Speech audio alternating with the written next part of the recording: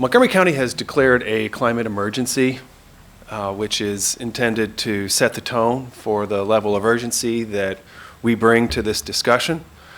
We have declared that we will get to zero carbon emissions, 100% elimination of our carbon emissions by 2035, and we will reduce our carbon emissions by 80% by 2027.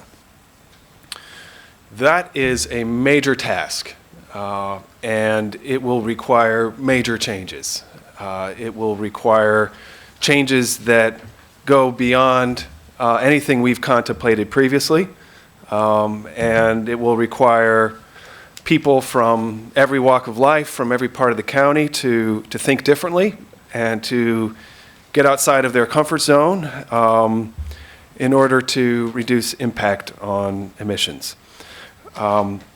One of the most effective and most rapid changes that we can make is to substitute fossil fuel for clean, renewable energy.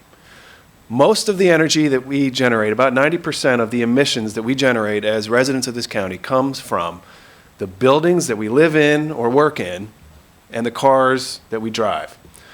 And the way to reduce the emissions that come from the buildings that we live and work in, over the long term, a big impact will come from retrofitting those buildings, changing building codes so as they're renovated, their efficiency improves, making efficiency upgrades.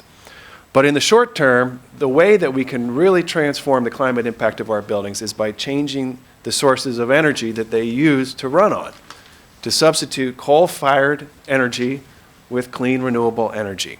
I want to thank Councilmember Rice for joining as co-sponsor on this zoning change. It's important. And so that is the fundamental task. How do we get rid of coal in our electricity grid? In order to get rid of coal, we need to substitute it for other sources, solar, wind, particularly. In walk the solar providers, the companies that want to provide solar to our community. An important segment of this market is called community solar. Community solar is allowed by state law. It was set up in state law a few years ago. And it allows companies to go out and find groups of consumers that want to band together and subscribe to a smaller scale solar farm, a community solar project. These are typically less than 12 acres of land because they're limited by the amount of power that they can generate. There's a cap on the amount of the power that they can generate. So the community solar providing companies are saying to us, we are not able to move fast in Montgomery County. We can't build projects in Montgomery County. There's not enough land available.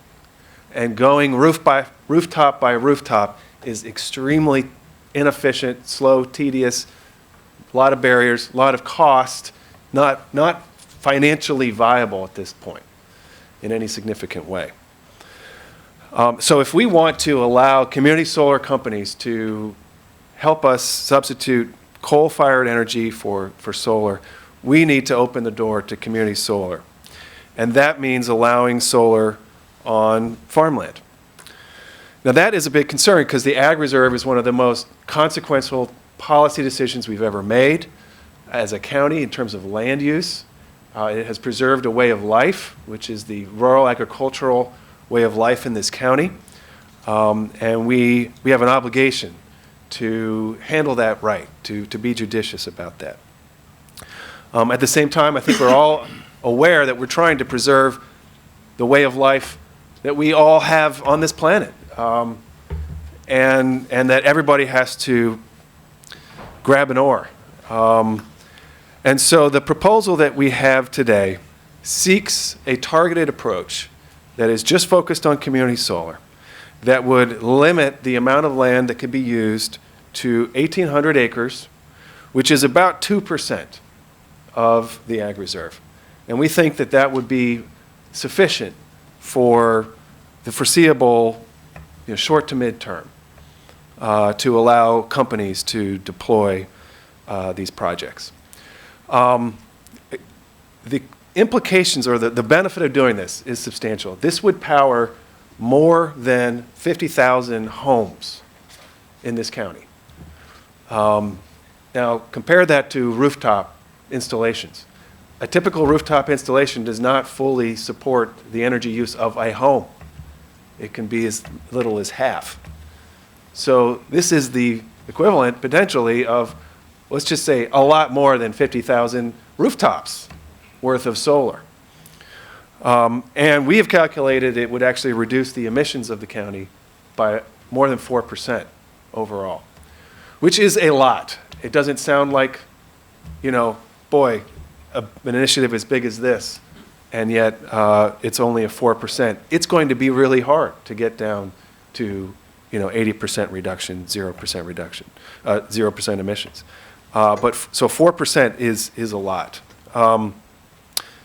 Just as another picture of the alternative, the installation that we all see on the roof of this building, I think we're all probably proud that this county has solar installations there, only supports the use of about 3 single-family houses. So this measure would, by contrast, and that required years of effort, by the way, years of effort to get our office building retrofitted with solar, and a complicated arrangement with the private sector to pay for the retrofit of the building and to save money to claim the savings. So 3.1 homes from this council office building's installation, more than 50,000 homes from this effort. So we are working closely with environmental advocates, with farmers, to move forward on this, and I look forward to the legislative process, really to get everyone to focus. But you know, again, I think this is a very, very significant step that we can take. It will result in very rapid action, I hope, to substitute coal-fired energy with clean, renewable energy and reduce our climate impact. Thank you.